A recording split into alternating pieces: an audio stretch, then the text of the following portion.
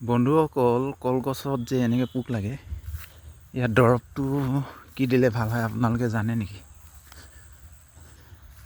এয়া চাওক, ইমান ধুনীয়াকৈ পাতবিলাকত গোল গোল কৰি এবিধ পোকে বাঁহ লৈছে। প্ৰথমে পাতখিলা খাই লয়, এনেকৈ খাই পেলাই ইয়াৰ মাজত আপোনালোকক দেখাই দিছোঁ, এইটো পোক ইয়াতে সোমাই আছে। ইয়াতে পোকটো সোমাই আছে। এয়া চাওক, এইখিনি মল হয়। এনেকৈ অদ্ভুত প্ৰজাতিৰ এবিধ পোক লম্ভিছে।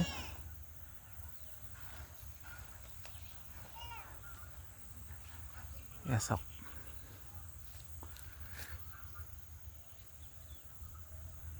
কি হয় এইবিলাক? নতুনকৈ বেমাৰ আহিছে। আগতে এনেকুৱা বেমাৰ দেখা নাছিলোঁ। ধুনীয়া কল পাতখিলা খাই মেলি অকল ঠাৰিকেইডাল থৈ দিয়ে কল পাতবিলাকৰ।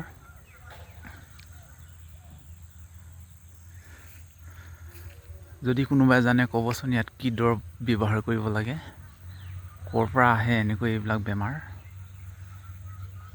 এই পাতখিলা চাওক কেনেকৈ খাই পেলাইছে। ইমান ধুনীয়া কল পুলিকেইটা পোকে খাই নষ্ট কৰিছে। দুজোপামান কলগছৰ পুলি একেবাৰে খাই শেষ কৰি ঠাৰিকেইডাল থৈ দিছে।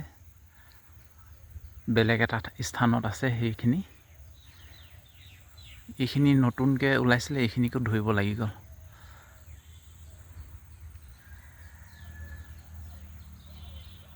যদি আপোনালোকে কোনোবাই জানে তেতিয়াহ'লে কমেণ্টত জনাব বুলি আশা থাকিল। ধন্যবাদ।